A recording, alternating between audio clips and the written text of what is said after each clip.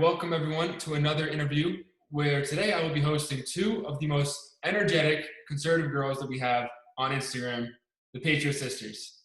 We follow each other back on Instagram, and I'm very happy to have them here on the interview. So Sydney and Janae, if you could please tell the audience about what you guys do, how you guys got started into the Patriot Sisters, give a little bit of background information for us. Yeah, of course. Okay. Go ahead. So we started the Patriot Sisters probably, was it 19 days ago, I think? Yeah, I so think very so. recent, a little over 2 weeks. And we kind of started it partly because we were just completely fed up with Generation Z specifically, and just their cowardliness that they're just having against everything that's going on. And they're just kind of being blindsided. And we use the term sheep. They're being very sheep-like and just following each other as they fall off the cliff. And we kind of felt like that since 2016, really 2015, when Trump announced that he was going to run. And we were super excited, super thrilled about it. And our family, not very political prior 2016, 2015, not political at all. Something about Trump just kind of ignited something in us. And we did it a lot. We were very outspoken on our personal pages. And then that did not go well. People don't like that. Might I add. So a couple weeks ago, when parents were like, why don't you just dedicate a page to this and just go for it. So that's what we did. And here we are. Yeah, honestly, that's the same exact thing I did. When I was never very political before we got into Trump's inauguration, but then everyone seems to know about politics now. Everyone seems as if they are, political science majors at the greatest universities. They think that they know everything about systemic racism in America. They know everything about all these different rulings. But at the end of the day, it's just, as you said in today's video, sheep, right? Yeah. Yeah, so sadly. I know. It's insane. It's insane. So where do you guys want to take the Patriot Sisters? I know you guys started very recently, but do you have any initial goals that you have in mind? Do you have any idea where you see yourselves in a few months? Do you want to turn this into a brand? Because I definitely see it becoming a great brand. Because as I spoke with you guys yesterday, two very energetic. When I see your content, smiling faces, educational and vibrant, it's a pleasure to see it. So what do you guys have in mind? Well, first off, thank you. Yeah, that's very kind of you. We appreciate that. It's a really good question. And I think we're kind of still taking it day by day, but we would love to have this be a brand and a big part of our life down the road. And for sure. I mean, like we said, we only started not even 3 weeks ago. So we're not specifically sure what that's going to look like, 3-4 months down the road, but we're definitely open to whatever happens. And I think we're looking forward to potential networking things that come out of this, and just kind of just seeing where it takes us. We've always been very outspoken, very about everything. And so, and public speaking has been a big part of our life since we were 8 years old. Mm-hmm. So we're very comfortable with it and we love it. And that's something we've always wanted to incorporate into our life. So this is very normal to do things like this and whatnot. But we just never chose the platform. Outlet. Yeah, the outlet. So we're happy with this outlet, if this is what it's going to be. So be it. I'm happy. We're good. We're happy. We have fun filming. We have lots of fun filming. If only you saw the behind the scenes. Whew, it's fun. Yeah, I wish you guys laugh. I'm sure it's a great time. When you launched the initial account, obviously you don't do it on personal pages anymore. You got the whole different account for it. What feedback did you get from your friend? What's the saddest thing that's happened? I know with me, the saddest. Personally with me, the most sad thing that happens is friends that I've been in school with for 4 years, friends that come to my house, friends that are my family. I see, a little unfollow rap, so-and-so decided to, not be, be friends with me anymore. I think that it's honestly, shameful. I think that because I'm not sure if you saw on my Political Dropout page, I posted a little meme about a hat that says all opinions shouldn't ruin relationships. Yeah. So, what's the saddest thing that's happened to you guys? Well, let me tell you, all of the saddest things that have happened within the past 3 months. Yeah. All back to back. And I think, so the saddest, what about for you? Okay. We'll do you. And then, so probably it's the saddest thing, but I feel like it's also the thing that kind of put us over the edge and made us start this account. so I value kind of what happened we've turned into a positive, I guess, even though it's really sucked. But so a friend of like 12 years, we took her on an international vacation last summer, and like we don't know where this is gonna go. We were like, just literally the week prior, we were talking. We're like, yeah, she's totally gonna be in our wedding one day. Like, we were close. Like, she was our girl. And out of the blue, she texted us. She's African American. She texted us and was like, hey, no, she DM'd us. She wouldn't even text us. Yeah, over Instagram. She DM'd us and said, I can't be friends with you. You're racist. You don't care about my people. I've always basically felt this way, but I've never spoke up. Said anything about it. And we were like, what? We took you on an international vacation last summer. I've known you since 3rd grade. Mind you, we're both in college now. Like, we've done life together for so many years, and you were basically just told us you've been lying to us for the past 13 plus years. Yeah. And then it was just shocking. And then she starts texting her other friends who we have mutual friends with, start being bashed on Facebook and Twitter and Instagram. And yeah, so it was definitely a shock, but yet not shocking. But it kind of it launched us into where we are 4 weeks later. So I'm kind of thankful. Yeah.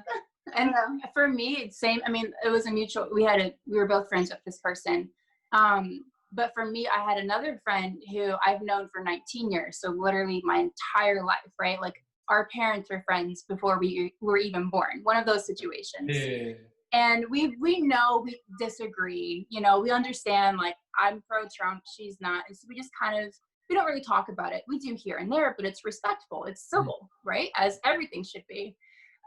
Well, apparently I posted something that was just one too many, I don't know, pro-Trump for her on my personal account. And she flipped a switch and degraded me publicly on social media. Again, all platforms.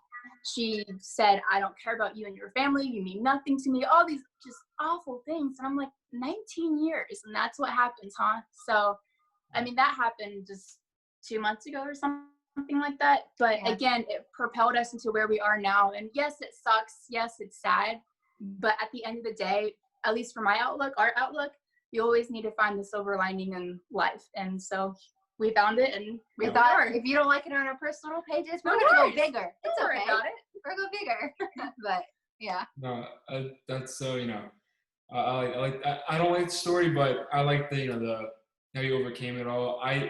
Now what I'm wondering is, when you guys go back, yesterday you said you go to Liberty University, right? Yes. Okay. Great, very conservative place, great environment. How do you see yourself transitioning into the college environment? Do you think people are going to be accepting? Do people think you're going to be like, well, what do you think is going to happen? Are you going to continue this through the Well, yeah, so I've actually never stepped foot on a college campus. I'm an online student. Lucky. Which was a very hard decision to do that going into my freshman year, but I'm so thankful, because the campuses, even Liberty, from what I've heard and people I've connected with there, it is a conservative from a higher standpoint, but the students necessarily aren't all conservative. So so it won't affect me directly, but I am very open about my beliefs on the discussion posts throughout my classes. So we'll see. Definitely. I know, because I'm going to George Washington University. I believe it's about 25% progressive. Oh, wow. No, it's interesting seeing the DMs I get. You got to take a look at them, right? But I'm sure. I have a friend who goes, an acquaintance, I guess, who goes there, and she does not like our beliefs at all. Nope. So she's definitely part of that 25%. Now, with like transitioning into college for people that are going to be going, like myself, I'm going to be a freshman. What do you say about like the whole college closings? Like, do you think we should be closing schools like Harvard, like MIT? Like, should we be doing that? No. People need to I have a couple different perspectives. So one, people need to get back to some sort of normalcy and fast. And I think that's really important just for people's mental health. And at the same time, we're all for herd immunity and like building up your immune system. And I think that's really important. And so we're like, go for it. Yeah. The virus has it's a 99.962% survival rate of those infected in the US. So I'm like, when you look at that, I'm like, why is everything shut down? Why are we social distancing? Why are masks mandated? It doesn't make any sense. And so we're definitely pro open the schools, open the universities. Mm-hmm. Yeah, because at the end of the day, it's, from at least our perspective, it's a big political hoax that will disappear on November 3rd. November 4th. Sorry, sure. November 4th. And yeah, so that's kind of how we think about it. Open the schools for universities, elementary schools, middle school, high school. I think it's really important. Yeah, and also for the mental health of the students. I'm not sure what the statistics are for college students, but I know in high school, when it comes to mental health of the students for suicide and depression, if the suicide rate for high school students in the U.S. were to rise by just 1%, the mortality rate of that would be greater than the mortality rate of all the U.S.'s mortality rate or COVID deaths from high school students. Mm-hmm. So I'm like, and it doesn't help because high school students are very social people. Like, I just came from high school a few years ago, so I'm very social. It was great. And whenever I'm not social, I definitely notice mental health going down in myself and my friends. And I think keeping the schools closed is just going to add to it. It's going to be a really bad domino effect. Yeah, I think it's absolutely ridiculous because you have these public schools, all they're doing is literally being corrupting the federal government. They're taking money because, okay, we don't need to be paying so much money for public school for online, right? Mm-hmm. But yet the teachers want to get paid. Everyone wants to get paid. The 5 superintendents of every school district want to be paid $200K. Like, they all want to be paid so much money, right? And to me, it's just so sad to see how you have governors like Cuomo, Murphy, Mayors de Blasio. Because I'm from New Jersey, I think it's a complete, Oh, that's a fun state. terrible, it's terrible, right? Like, I was at Costco today, and I was trying to get sunglasses. And I don't wear sunglasses, but gotta protect the eyes. The guy was being just, oh, you can't touch this, stand 6 feet apart, and it was very. It was very heated. It was a little bit heated, but what can you do, right? The amount of, I say at this point regarding the virus, the fear is more deadly than the virus at this part that surrounds it. And just the lack of humanity we've seen, so masks are mandated here in Texas for almost a month now, I think, a couple weeks. And we've never worn a mask going out. And I think people need to realize that you can do it. And if, we do it, and it's weird because we go out, to wherever, and we're the only ones with no mask, and it's weird. I'm like, this is bizarre. But the moment we do that, and we see certain, walking down the aisles and whatnot, the grocery store, people look at us and they pull down their masks. They take it off, and they say, if you're not wearing one, I'm not wearing one because this is ridiculous. So it's really empowering, not just for ourselves, but for those around us. And people don't want to wear a mask. It's kind of fun, though. I think they're just scared to take the initial leap. Which makes sense. I get it. Because of authority, like, the manager's going to come over here and start yelling at you. Right. That's a whole mess. I mean, every store we go to, we're talking to the store manager and, going, not at it, but standing firm for truth. It's sometimes confrontation is necessary in a healthy way. Of course, yeah, definitely. What are some of your conservative inspirations, or not just conservative, but any inspirations that you have?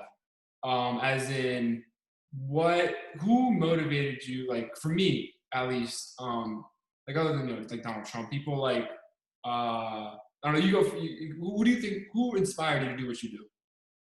Not one specific person. I think it's just a collection. I mean, Candace Owens is someone we really look up to for speaking and bringing truth and change into the Black community. She's a powerhouse, and I love her. If I could just have an ounce of what she has, it'd be amazing. A little bit of her. I mean, Charlie Kirk, we really love that he doesn't take crap from anybody, and just the whole Turning Point USA. And he's activating, high schools and colleges all around the nation. It's incredible to watch it. At least for us, I feel like, because we've gone to one Turning Point USA event a couple years ago, and I think watching them, it kind of allowed us and made us feel more comfortable to take that extra step that we wanted to take, but we were kind of scared to. So he kind of opened that door a little bit. And then the Hodge twins, of course. Who doesn't love the Hodge twins? Their, comedic humor is just contagious. And I love how they're siblings. That's awesome. It's something, obviously, play off of that a little bit. Sure.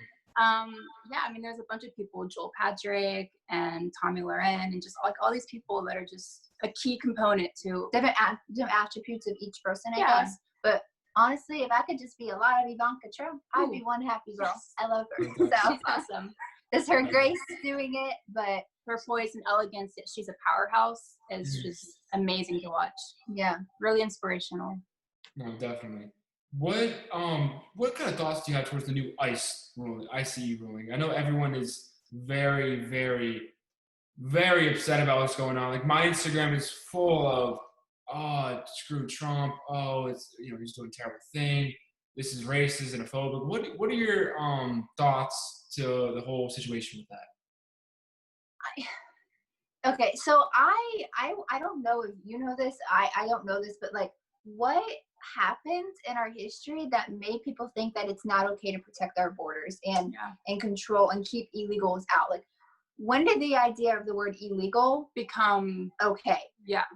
I think what the problem is, you have people thinking that illegal immigrant means Mexican, but when the majority of it is Asian Americans overstaying their visas. You guys are familiar with the border wall argument I made on the university the other day. I spoke about that in the beginning. I'm like, people need to understand that illegal immigrant does not mean a certain race. It means anyone that is overstaying their visa, illegally entering the border. And you have people say, oh, cages. Oh, people are treated in cages. They're inhumane. Should we be building hotels for illegal immigrants? Is that what's gonna protect our border? Like if you don't want to be in those cages, don't come across the border illegally. Wait. Like I'm a Polish immigrant, right? My parents, they came from Poland. They waited their time. They waited the years, a lot of time, a lot of years, a lot of money in the whole process. They didn't come illegally, but yeah, people think it's okay, and that's why I think things like socialism could never work. You have people trying to corrupt the system, trying to abuse these free entryways, and just cut the whole line when people have been waiting a long time for it. And it's just, I'm sorry, a little bit of a rant. I'm sorry, but no, we agree with you.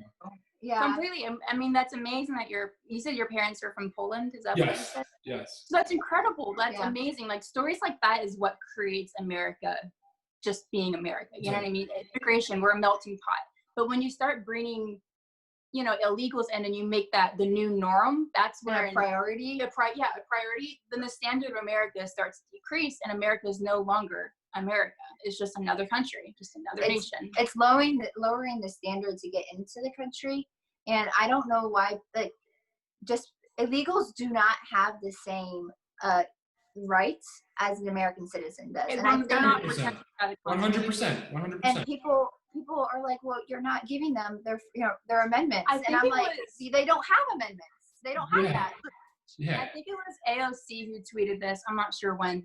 You can check, but but I saw a tweet of hers, and it was about immigration and giving them rights and whatnot, and I can't remember the details of it, but basically she was alluding to the fact that they had like an immigration ID or something of that sort. But if you're not educated, it makes you think like, oh my gosh, they have the same rights that a American citizen has, because they have this.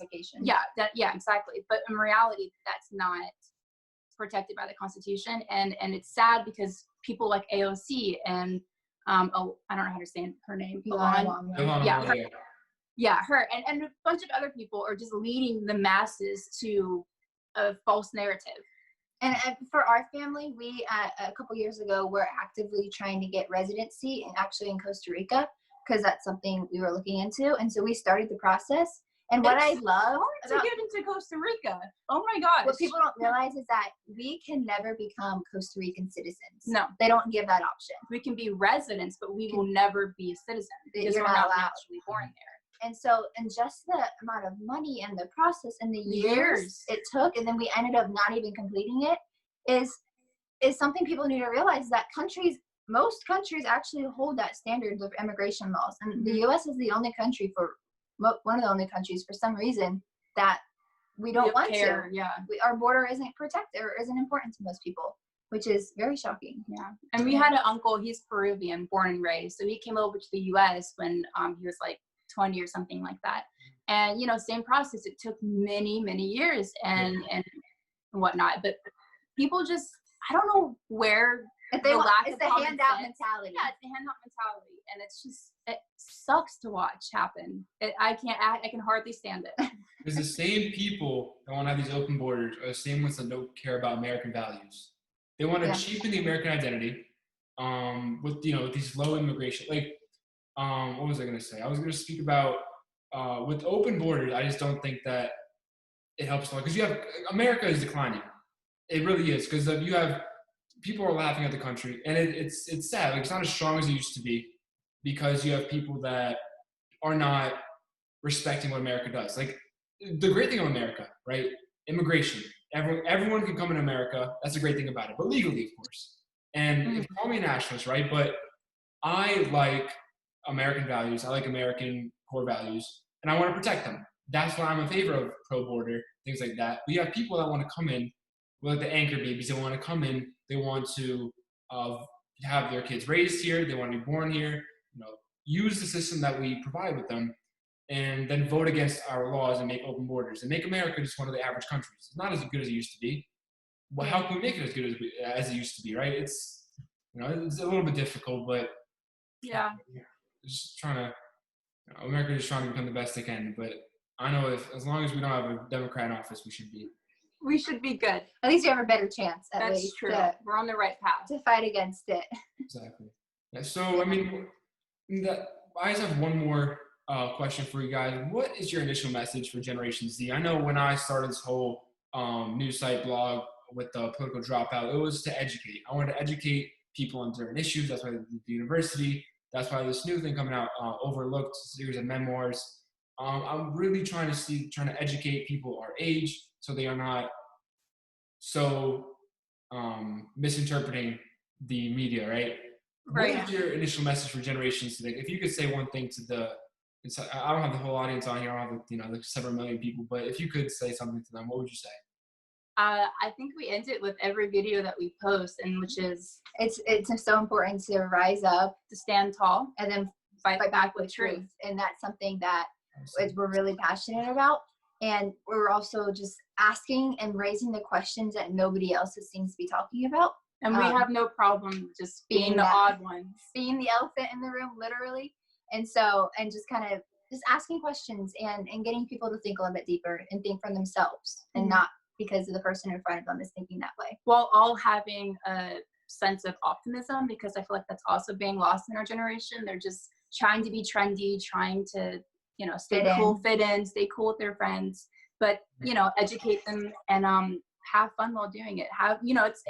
During tough times, everybody wants to laugh. Everybody wants to have a lighthearted spirit. So just mixing the two evenly and speaking out. Yeah. Definitely. No, I want to thank you guys for being on the interview. I really, really appreciate your time. Well, we appreciate it. Thank you. We love the Political Dropout. We love reading the articles and informing us, and we use some of the articles in our own videos. I mean, it's just amazing. We love the Political Dropout for sure.